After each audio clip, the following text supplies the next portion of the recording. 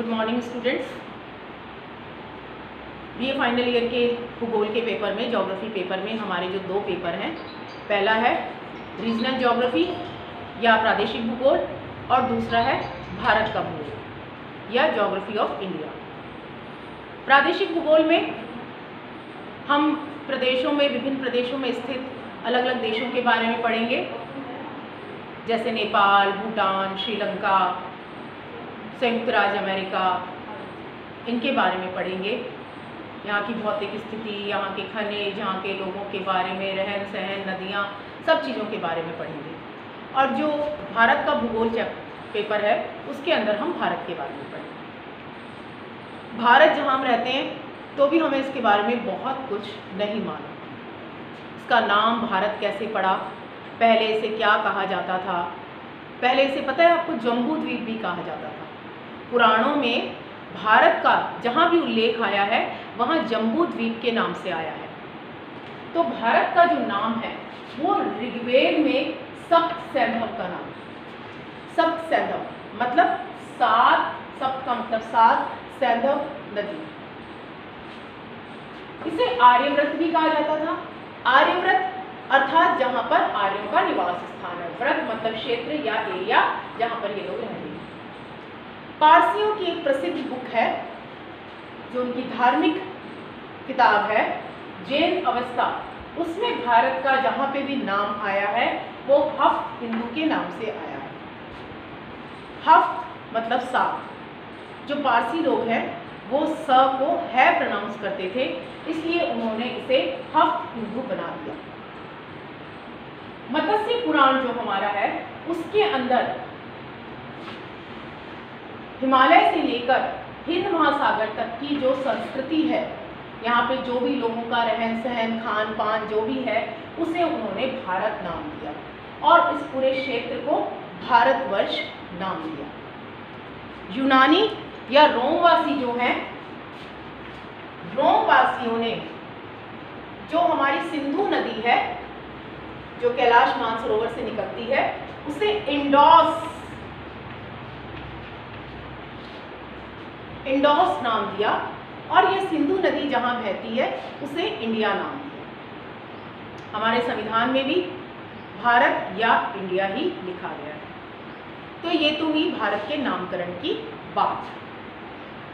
अब यदि हम इसकी अवस्थिति और अक्षांशीय देशांतर विस्तार की बात करें तो आपको पता है भारत पूर्णतया उत्तरी गोलार्ध में स्थित है।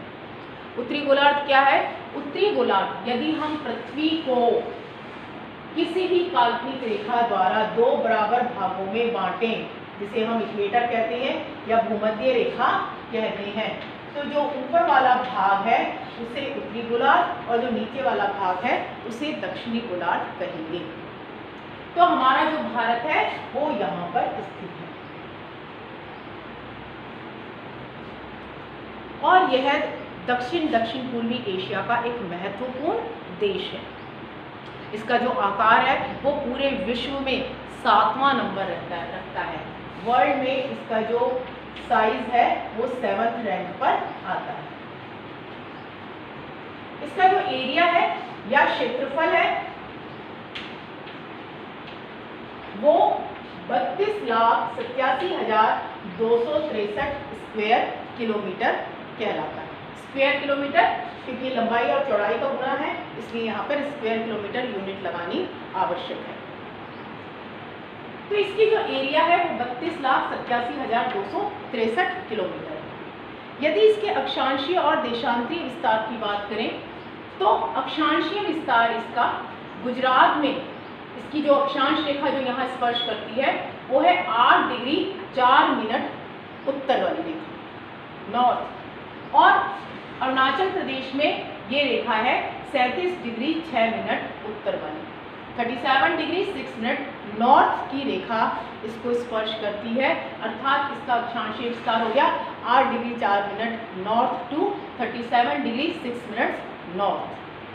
इसका जो देशांतरीय विस्तार है वह है यहाँ से, ये जो जम्मू कश्मीर है 68 डिग्री 7 मिनट ईस्ट, यहाँ पे मैंने लिखा है बच्चों 68 डिग्री 7 मिनट ईस्ट से लेकर 97 डिग्री 25 मिनट ईस्ट या पूर्व, मतलब 68 डिग्री 7 मिनट पूर्व से लेकर 97 डिग्री 25 मिनट पूर्व तक इसका देशांतरीय विस्तार है।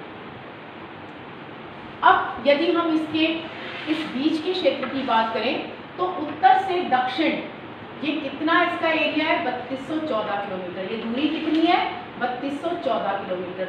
जबकि पूर्व से पश्चिम ये है 2913 किलोमीटर। जबकि इसका पूर्व से पश्चिम तक का जो दूरी है वो कितनी है, 2913 किलोमीटर। तो आप देख रहे हैं लगभग ये बराबर है। उत्तर से दक्षिण और पूर्व से पश्चिम इसकी जो दूरी है वो लगभग आपस में वो बराबर है। 3200 और 2900 कोई खास डिफरेंस नहीं है। इसका जो दक्षिणतम बिंदु है हमारा जो भारत है, एक बात और, भारत में 2 द्वीप भी हैं जिनमें एक अंडमान निकोबार और दूसरा लक्षद्वीप। यदि हम इन दोनों द्वीपों को मिलाकर भारत की बात करते हैं तो उसे इंडियन यूनियन कहते हैं, भारतीय संघ, इंडियन यूनियन, भारतीय संघ। और जब हम केवल मुख्य भूमि की बात करते हैं तो वो होता है हमारा भारतवर्ष। भारत का मुख्य जो दक्षिणतम बिंदु है वो है कन्याकुमारी, जबकि भारतीय संघ का जो दक्षिणतम बिंदु है वो है यहाँ पर इंदिरा पॉइंट, इंदिरा पॉइंट। और इस इंदिरा पॉइंट को जो अक्षांश रेखा स्पर्श करती है वो है 6 डिग्री 45 मिनट उत्तर। ये 6 डिग्री 45 मिनट उत्तर पर स्थित है। और 2004 में जो सुनामीज आई थी भयंकर वाली, उसमें ये डूब भी गया था, ये इंदिरा पॉइंट सबमर्ज हो गया था। तो ये हुई इसके अक्षांश और देशांतर की बातें। अब आपको पता है कि इसका जो स्थलीय सीमा है ये यहाँ से लेके पूरा यहाँ तक, ये यहाँ तक, ये हमारी ये पूरा जो ये यहाँ तक स्थलीय जो इसकी सीमा है वो 15,200 किलोमीटर है। जबकि इसकी जो समुद्री सीमा है ये गुजरात से लेकर ये यहाँ तक बांग्लादेश तक ये 6100 किलोमीटर है। यदि इस समुद्री सीमा में हम लक्षद्वीप और अंडमान निकोबार की समुद्री सीमा को भी सम्मिलित करें तो वो है 7516 किलोमीटर। तो ये इसकी सीमाओं की बात हुई। भारतीय मानक समय रेखा जो है जिसके अनुसार हमारा समय निर्धारित होता है वो 82 डिग्री 30 मिनट पूर्वी देशांतर है। ये भारतीय मानक समय रेखा निर्धारित की गई है। हमारा समय जो है इसी देशांतर के अनुसार निर्धारित होता है। तो आज के वीडियो में आपने देखा कि हमारा नाम कैसे पड़ा, हमारे देश का नाम कैसे पड़ा, हमारे देश का विश्व में क्या स्थान है, क्या साइज़ है, कौन से साइज़ पर ये आता है, कौन सा इसका कितना एरिया है या क्षेत्रफल है, इसकी स्थलीय सीमा कितनी है, जलीय सीमा कितनी है। नेक्स्ट वीडियो में, नेक्स्ट क्लास में हम इसके राजनीतिक स्वरूप की, भौतिक स्वरूप की भी बात करेंगे। तो तब तक के लिए आप इसको रिवाइज कीजिए। Thank you.